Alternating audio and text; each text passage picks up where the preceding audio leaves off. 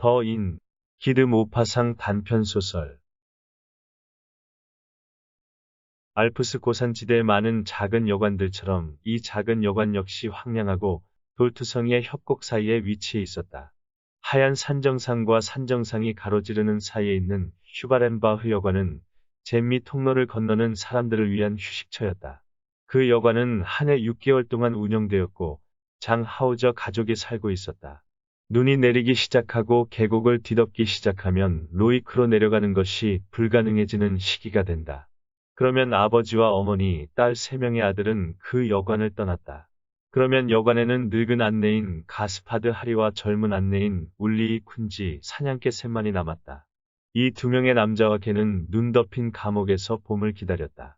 거대한 하얀색의 발루물은 산의 비탈이 햇빛에 둘러싸여 빛나고 처마까지 쌓인 눈이 여관 건물을 파묻고 둘러싸서 완벽하게 봉쇄했다. 겨울이 다가오고 내려가는 길이 위험해기 시작한 어떤 날이었다. 하우저 가족은 로이크로 돌아가려는 참이었다. 짐을 실은 3마리 노새를 이끄는 아들들이 앞에 서고 어머니 진 하우저와 딸 루이스가 4번째 노새 위에 앉아서 그 뒤를 따랐다. 그 뒤로 아버지가 2명의 안내인들과 함께 가족을 따라갔다. 안내인들은 가능한 한 멀리까지 가족을 배웅하기 위해서 따라가는 것이었다. 처음 그들은 아직 걸지 않은 작은 호수가를 따라서 갔는데 여관까지 이어져 있는 거대한 석벽의 아랫부분을 지나가는 경로였다. 그리고 그들은 눈 덮인 산으로 둘러싸인 계곡을 따라갔다. 햇살 안줌이 하얀색으로 반짝이는 얼어붙은 사막 위로 흩뿌려졌다. 차갑지만 빛나는 불꽃이 피어올랐다. 이 산맥의 바다에 살아있는 것은 보이지 않았다. 측량할 수 없는 고독 속에서 움직이는 것은 없었고 깊고 깊은 침묵을 방해하는 하나의 소리도 없었다. 키가 크고 긴 다리의 젊은 안내인 울리이 쿤지가 서서히 아버지와 가스파드를 뒤에 두고 앞으로 나섰다. 2 여자를 태우고 가는 노새를 따라잡으려는 것이었다. 딸이 안내인이 다가오는 것을 보고 슬픈 눈으로 그에게 뭔가를 호소하는 듯한 표정을 지었다. 젊은 그녀는 옅은 머리색의 농사꾼 소녀였다. 우유처럼 하얀 뺨과 옅은 머리카락은 얼음 속에서 너무 오래 살아서 원래 색을 잃은 것처럼 보였다. 울리이가 여자들을 태운 노새를 따라 잡자마자 고삐를 잡아서 속도를 늦췄다. 어머니 하우저가 그에게 말을 걸었다. 그리고 겨울 사이 그가 신경 써야 할 여러 가지 일들에 대해서 아주 자세하게 말했다. 그에게는 산속에서 보내는 첫 번째 겨울이었다. 반면에 늙은 하리는 눈 사이에 갇힌 채 슈바렌바흐 여관에서 모두 14번의 겨울을 보냈다. 울리이 쿤지는 열심히 듣는 것 같았지만 이해하는 것처럼 보이지는 않았다. 그는 계속해서 딸을 쳐다보고 있었다. 가끔씩 그가 대답했다. 예, 하우저 부인. 하지만 그의 생각은 먼 곳에서 헤매고 그의 침착한 얼굴은 아무런 표정도 짓지 않았다. 그들이 다읍의 호수에 닿았다. 그 호수의 넓은 얼어붙은 수면은 계곡 아래까지 이어져 있었다. 오른쪽으로는 다읍의 노른 산이 육중한 뒷모습을 보이면서 하늘로 솟아오르고 있었고 그 바로 아래에는 라멜은 빙하의 빙태석들이 장관을 이루었다.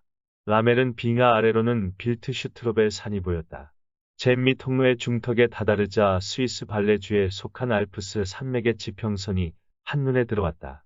그 지역부터 광대하고 깊은 론 계곡이 산맥을 갈랐다. 이제 로이크로 가는 내리막길로 들어서는 지점이었다. 멀리서 하얀색의 평평한 산정상들이 불규칙하게 물이 지어 보였는데 뾰족한 봉우리들이 햇빛에 반짝였다.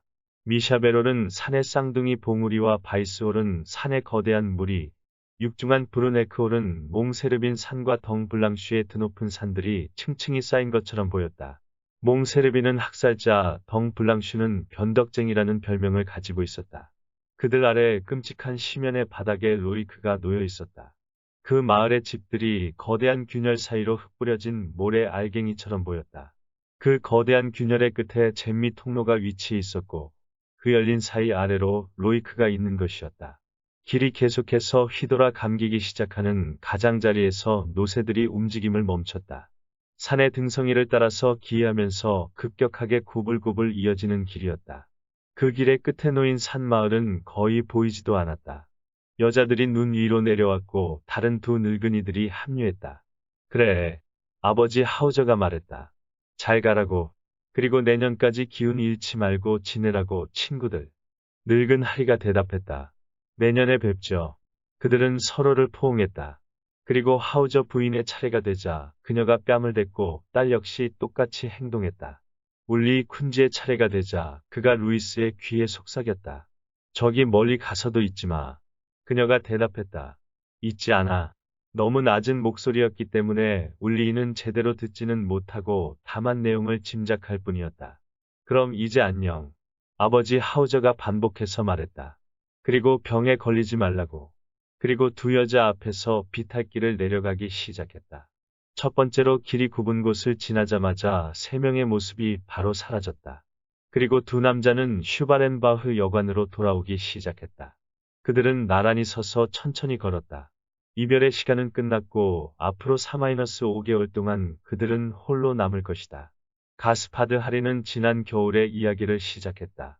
지난 겨울 하리는 미카엘 캐놀과 지냈다. 그러나 그것을 끝으로 미카엘 캐놀은 여관을 떠났다. 너무 늙어서 긴 겨울을 견딜 수 없었기 때문이었다. 그 긴 고독의 시간 동안 사고가 일어날 수도 있었다. 그렇지만 지루할 틈은 없었다. 가장 어려운 부분은 겨울 초기에 체념한 채 지내야만 한다는 것이었다. 봄이 다가오면 준비할 일과 게임 등 시간을 보낼 거리들이 아주 많았다. 울리 쿤지는 하리의 말에 귀를 기울이면서 바닥을 바라보았다. 마음속으로 그는 비탈길을 내려가는 사람들과 함께 있었다. 얼마 지나지 않아서 그들 앞에 여관이 나타났지만 거의 보이지 않을 정도로 너무 작게 보여서 눈에 거대한 파도의 끝자락에 찍힌 하나의 검은 점처럼 보였다. 그들이 여관 문을 열자 커다란 곱슬거리는 털을 가진 샘이 그들 주위를 돌기 시작했다. 이리 와 울리히. 늙은 가스파드가 말했다. 이제 여기에는 여자가 없어. 그러니 스스로 저녁 식사 준비를 해야 해. 가서 감자 껍질을 벗기자고. 잠시 후 그들이 나무 의자에 앉아서 빵을 수프에 넣기 시작했다. 다음날 아침은 쿤지에게는 너무 길게 느껴졌다. 늙은 하리는 난로 옆에 앉아서 계속해서 담배를 피웠다. 젊은 쿤지는 창밖으로 여관 맞은편 눈 쌓인 산을 바라보고 있었다. 오후에 그는 밖으로 나가서 바로 전날 갔던 길을 다시 갔다.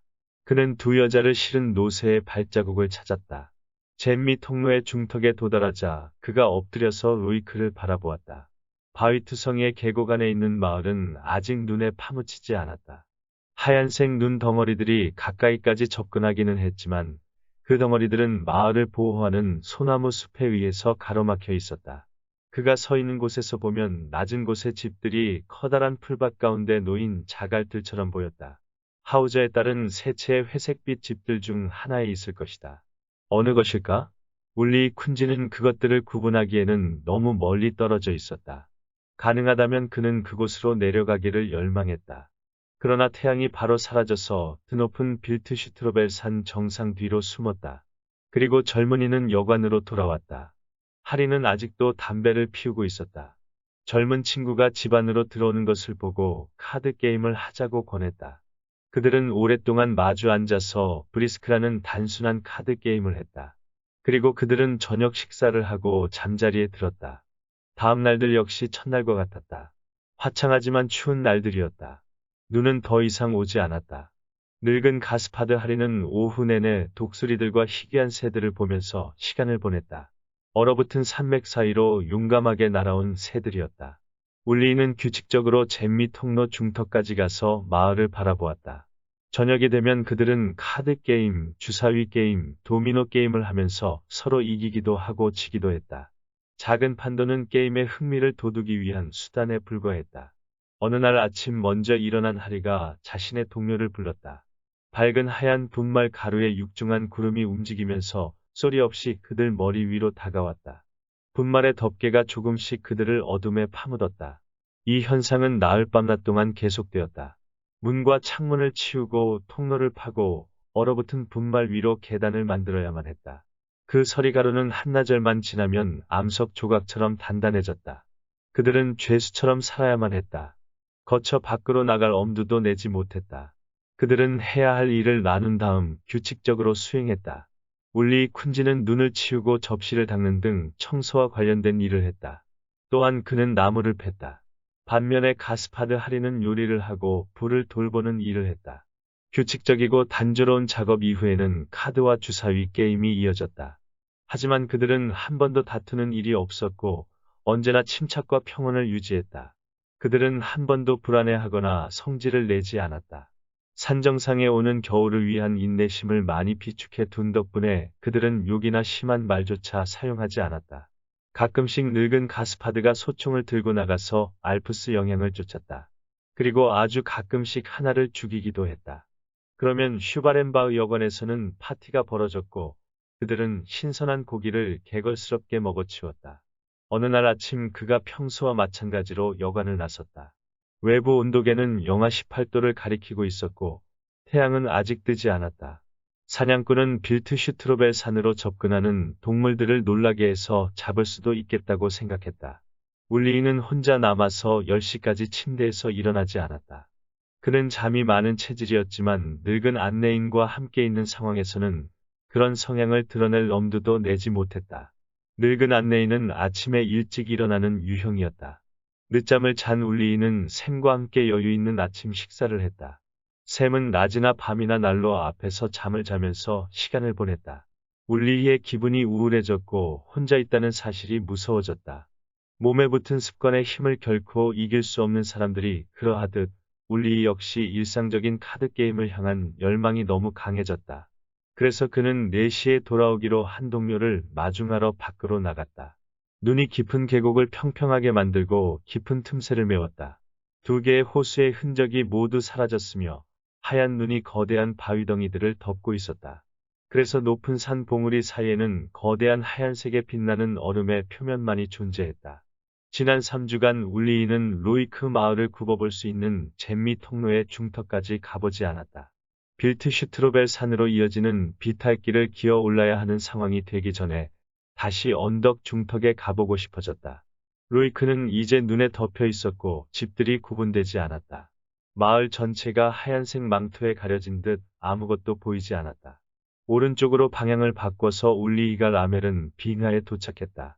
그는 전문 등산가들이 하는 것처럼 발을 길게 뻗으면서 강철 지팡이로 눈을 쳐내면서 걸었다. 눈은 바위처럼 단단했다. 그가 날카로운 눈빛으로 광활한 하얀 대지 위에서 작은 검은 점을 찾으면서 움직였다. 빙하의 끝에 다다르자 그는 멈춰서 늙은 동료가 그 길을 따라갔을지 생각해봤다. 그리고 서둘러서 빠른 걸음으로 암석을 타고 내려가기 시작했다. 날이 지고 있었다. 눈이 장미빛 색조를 띠기 시작했고 건조하고 얼어붙은 바람이 눈의 맑은 표면 위로 거친 돌풍을 만들어냈다. 울리이가 높게 떨리는 소리를 길게 외쳤다. 그의 목소리가 잠든 산맥의 죽음 같은 고요함 속을 달렸다. 아주 멀리 움직임 없는 깊은 빙하의 파도에까지 도달했다. 바다의 파도 위로 새의 울음소리가 울리는 것 같았다. 그리고 소리가 사그라졌지만 아무런 대답이 없었다. 그가 다시 걷기 시작했다. 태양은 산 정상 뒤로 가라앉았고 산 정상은 하늘에서 반사된 빛 때문에 보라색으로 물들어 있었다. 하지만 계곡 깊은 곳은 회색으로 변해 있었고 젊은 안내인은 갑자기 두려움을 느꼈다. 차갑고 외로우며 황량한 겨울의 산속 죽음이 그를 사로잡은 듯 느껴졌다. 그 죽음은 그의 피를 얼려서 멈추고 팔다리를 뻣뻣하게 긴장시키고 그의 몸 전체를 얼어붙은 정지된 물체로 만들어버렸다. 그는 여관을 향해서 뛰기 시작했다. 늙은이는 그가 없는 사이 여관으로 돌아왔을 수도 있어. 그는 그렇게 생각했다. 그는 다른 길로 왔을 거야. 그리고 의심할 여지 없이 죽은 영양을 발밑에 내려놓고 난로 앞에 앉아 있을 거야. 바로 여관이 시야에 보였다. 하지만 연기가 올라오지 않았다. 울리이는 더 빨리 뛰었다. 현관문을 열자 샘이 그를 반기면서 그에게 뛰어올랐다. 하지만 가스파드 하리는 돌아와 있지 않았다. 놀란 쿤지가 갑자기 몸을 이리저리 돌렸다. 마치 그의 동료가 구석에 숨어있기라도 한 것 같은 행동이었다. 그 후 그가 난로에 불을 붙이고 수프를 만들었다. 매 순간마다 그는 늙은 동료가 방 안으로 들어오기를 바랐다.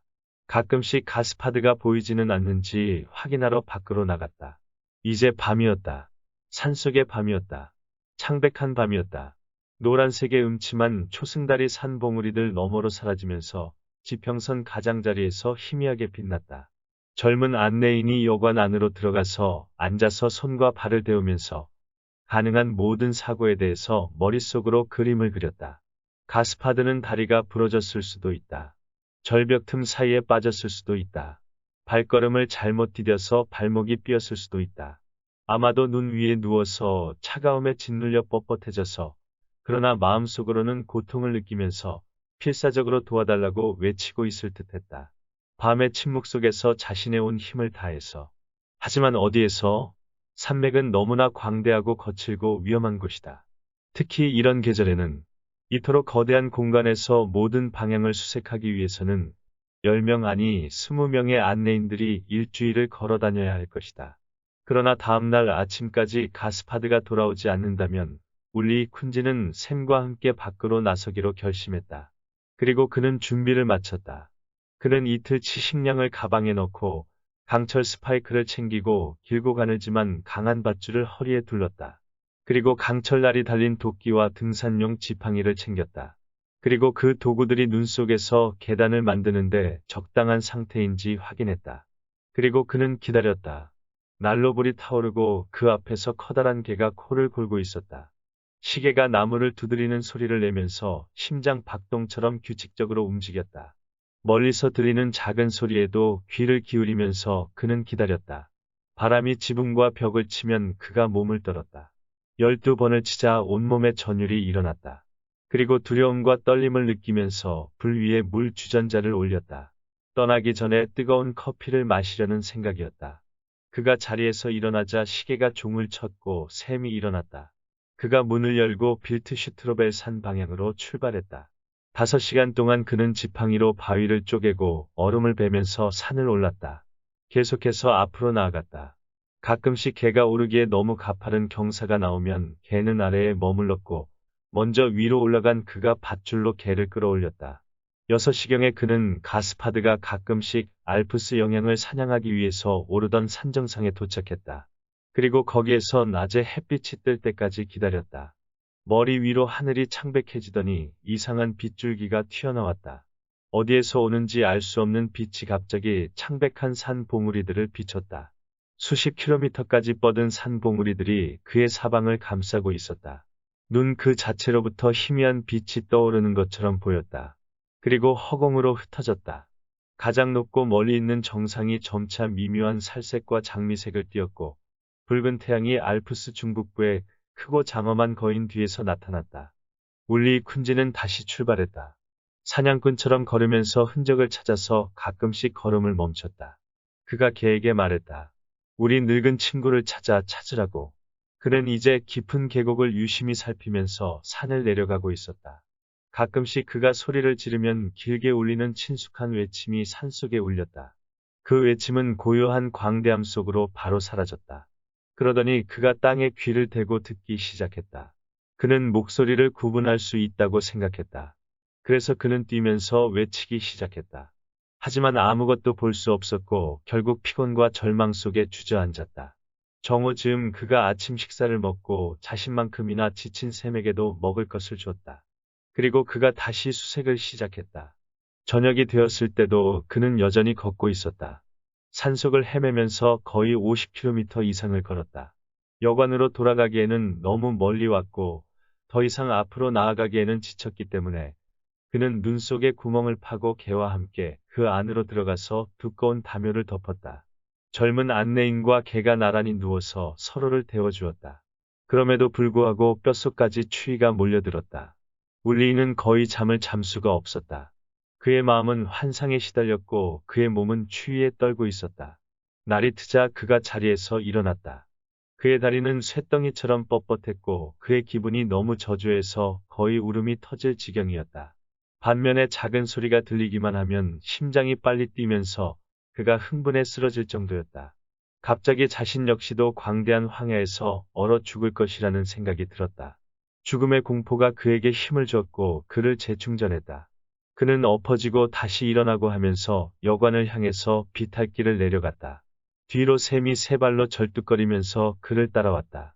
슈바렌바흐 여관에 도착한 것은 오후가 4시가 넘은 시각이었다. 집은 텅 비어 있었다. 젊은이가 불을 피우고 음식을 먹은 다음 잠자리에 들었다. 너무 피곤했기 때문에 아무것도 생각할 수 없었다. 그는 아주 오랫동안 잠을 잤다. 아주 오랫동안. 기력이 소진한 사람에게 덮쳐오기 마련인 이길 수 없는 잠이었다. 하지만 갑자기 그의 이름을 부르는 외침이 들렸다. 울리. 그 소리에 깊은 잠에 빠져있던 그가 일어나서 침대 위에 앉았다. 꿈을 꾼 것일까? 불안한 영혼의 꿈속을 가로지르는 환상의 감각 같은 것일까? 아니었다. 그는 아직도 계속해서 떨리는 외침을 들을 수 있었다. 그의 귀로 들어와 뇌 속에 남아있는 소리였다. 그의 건장한 손끝까지 저늘케 하는 소리였다. 확실히 누군가가 소리를 지르면서 그를 부르고 있었다. 울리. 여관 근처에 누군가가 있다는 것은 의심할 수 없는 사실이었다. 그가 문을 열고 외쳤다. 가스파드 당신이에요? 그의 허파 속은 힘을 다해서 외쳤다. 하지만 아무 응답도 없었다. 중얼거림이나 으르렁거림 그 어떤 것도 없었다. 아주 어두웠고 눈이 창백하게 빛나고 있었다. 바람 소리가 강해지고 차가운 얼음이 뒤섞인 바람이 바위에 부딪히고 버려진 고원에 살아있는 것을 모두 쓸어갔다. 갑자기 강하고 치명적인 돌풍이 불었다. 사막에 불타는 바람보다 위협적인 바람이었다. 그때 울리이가 다시 외쳤다. 가스파드, 가스파드, 가스파드. 그리고 그가 귀를 기울였다. 산속 모든 것이 고요했다. 그가 공포에 떨면서 고개를 숙이고 여관 안으로 들어갔다. 그는 문을 닫고 자물쇠를 채운 다음 쓰러지듯 의자에 앉았다. 온몸을 떨면서 그는 자신의 동료가 분해되는 순간 자신을 부른 것이라고 생각했다. 그는 그 생각을 확신했다. 살아있는 사람이 뭔가를 먹으면서 맛을 보는 것만큼이나 확실한 사실이라고 생각했다. 늙은 가스파드 하리는 이틀 낮과 사흘밤 동안 어딘가에서 죽어갔던 것이다. 어떤 구멍 안에서 아니면 지하 동굴의 어둠보다 더 불길한 하얀색의 협곡 안에서 죽어갔다. 그는 이틀 낮과 사흘밤 동안 죽어가다가 죽기 직전 그의 동료를 떠올린 것이었다. 몸을 떠나기 직전에 영혼이 울리이가 잠든 여관으로 날아와서 그를 부른 것이었다. 죽은 자가 가지는 기이하고 끔찍한 힘을 이용한 것이었다. 소리를 낼 수 없는 영혼이 잠든 자의 지친 영혼을 향해서 외친 것이었다. 그 영혼이 수색을 꼼꼼하게 하지 못한 동료에게 마지막 작별 인사, 아니면 분노의 외침, 아니면 저주의 욕설을 퍼부은 것이었다. 울리이는 그 영혼이 바로 거기 근처에 있다는 것을 알았다. 벽 너머에 그가 방금 잠근 문 뒤에 그것이 있었다. 불 켜진 창문을 날개로 두드리는 밤의 새처럼 떠도는 영혼이 밖에 있었다. 공포에 질린 젊은이는 두려움에 찬 비명을 지르려고 했다. 그는 달리고 싶었지만 밖으로 나갈 용기는 없었다. 유령이 여관 근처에서 밤이든 낮이든 떠도는 한 그는 밖으로 나갈 수 없었다.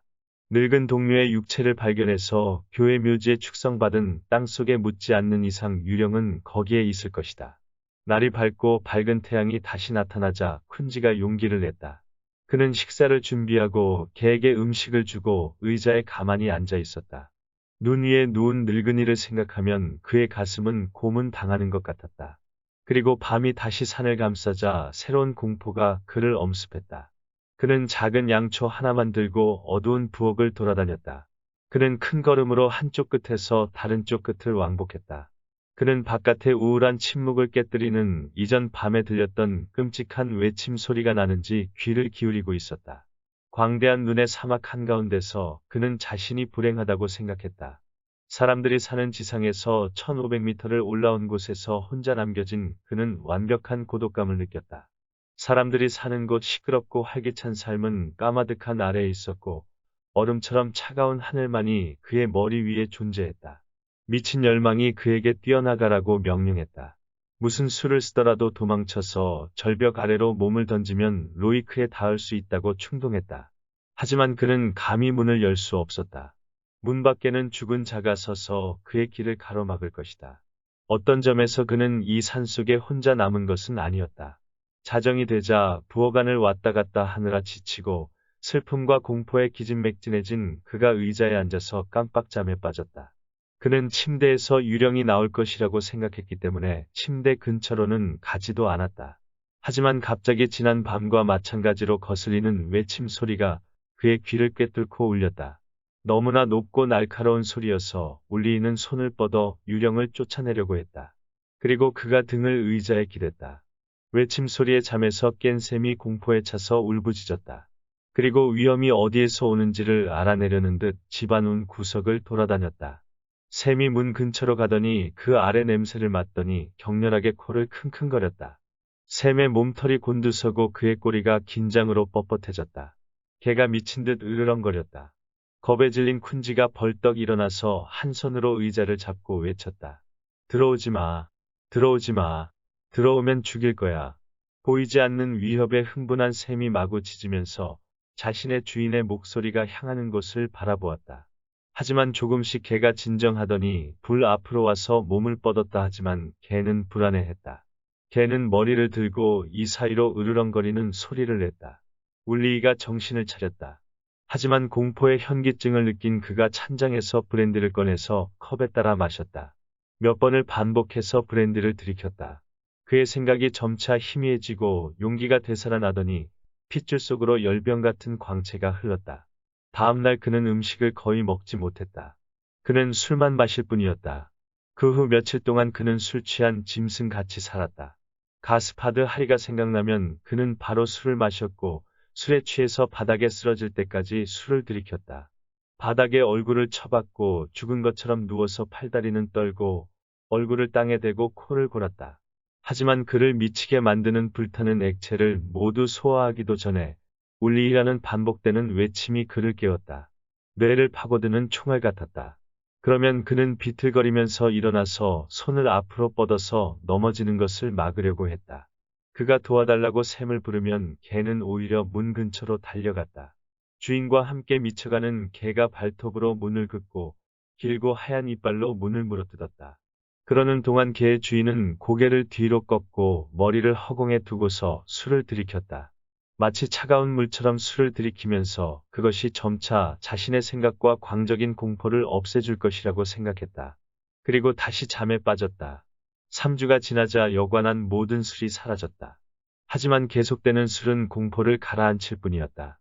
공포는 시간이 흐를수록 더욱 흉포하게 그를 깨웠고 술로도 진정할 수 없는 상태가 되었다. 한 달가량의 음주로 멍해진 그의 머릿속은 절대적인 고독과 함께 더욱 흐릿해져 갔다. 머리에 송곳이 박힌 것 같았다. 그는 우리 안 야생 동물처럼 집안을 걸었다. 문에 귀를 대고 자신을 막고 있는 어떤 존재가 밖에 있는지 귀를 기울였다. 그러다가 피곤함이 몰려오면 깜빡 잠들었지만 잠에 들자마자 목소리가 들려서 그를 벌떡 일으켜 세웠다.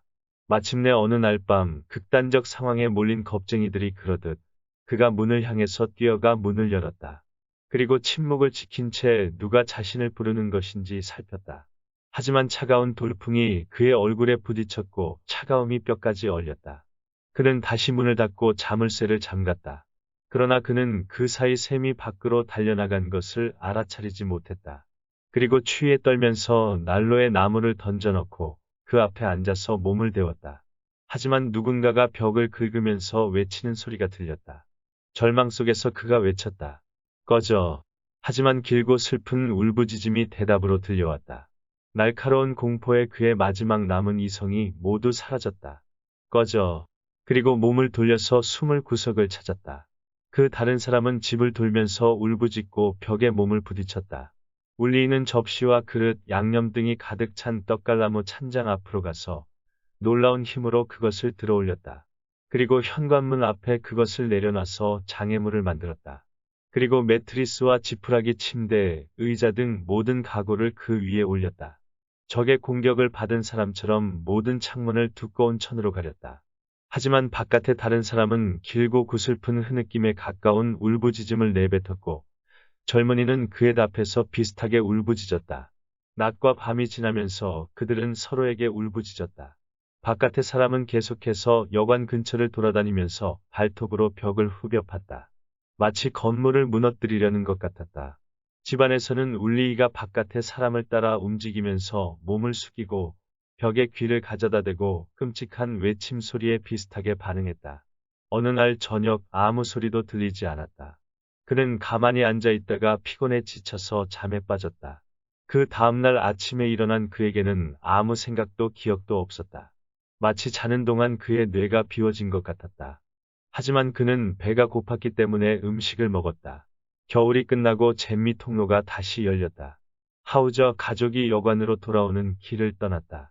그들이 산등성이에 도착하자마자 여자들이 노새 위에 올라타고 잠시 후 보게 될 두 남자에 대해서 이야기를 나눴다. 사실 아무도 그들을 맞으러 나오지 않은 것에 대해서 하우저 가 사람들은 놀라워하고 있었다. 보통 도로가 다시 열리면 안내인들은 며칠 앞서 중턱에서 그들을 기다렸고 만나자마자 긴 겨울 동안 어떤 일이 있었는지 이야기했다. 마침내 그들 눈앞에 여관이 나타났다. 여전히 이불처럼 눈에 쌓인 건물이 보였다. 문과 창문은 닫혀 있었지만 작은 연기가 굴뚝에서 흘러나오고 있었다. 늙은 하우저는 여관이 멀쩡하다는 것을 알 수 있었다. 하지만 문 앞으로 가는 동안 독수리들에게 먹힌 동물의 뼈조각이 보였다. 커다란 동물의 뼈조각이 옆으로 누워 있었다. 그들이 뼈조각을 자세히 살폈고 어머니 하우저가 말했다. 샘인 것이 분명해. 그리고 그녀가 외쳤다. 가스파드 안녕한가요? 집안에서 외침 소리가 들리면서 그녀의 외침에 대답했다. 너무 높은 외침이어서 동물이 내는 소리처럼 들릴 정도였다. 늙은 하우저가 반복해서 외쳤다. 안녕한가 가스파드. 그러자 처음 것과 비슷한 외침 소리가 들렸다. 그리고 아버지와 두 아들이 여관 문을 열려고 했다. 하지만 아무리 힘을 써도 열리지 않았다. 빈 축사에서 커다란 나무 기둥을 찾아낸 그들이 그것을 이용해서 문을 부쉈다. 현관문이 열리면서 나무가 산산조각 났다. 그때 안쪽에서 들린 시끄러운 외침 소리에 건물이 흔들렸다. 문 안쪽 넘어진 찬장 뒤로 한 남자가 서 있는 것이 보였다. 그의 머리카락이 어깨를 덮고 있었고 수염이 가슴까지 내려왔으며 빛나는 눈을 가진 남자였다. 그는 거적대기 하나만을 걸치고 있었다. 그들은 그가 누구인지 알아보지 못했다. 하지만 루이스 하우저가 외쳤다. 울리히에요 엄마. 그의 머리카락이 하얗게 새었지만 어머니 하우저는 그가 울리히라고 선언하듯 외쳤다. 그들이 집 안으로 들어가서 그를 만지는 동안 그는 가만히 서 있기만 했다. 그리고 그들의 질문에 아무 말도 하지 않았다. 하는 수 없이 그들이 그를 끌고서 로이크로 갔고 의사들은 그가 미쳤다고 진단했다. 그의 동료에게 무슨 일이 일어났는지 아는 사람은 없었다. 어린 루이스 하우저는 그의 여름이 끝날 무렵 죽었다. 의사들은 그녀가 차가운 산소 공기 때문에 죽었다고 말했다. 더인 기드 모파상 지음 위즈덤 커넥트 편엠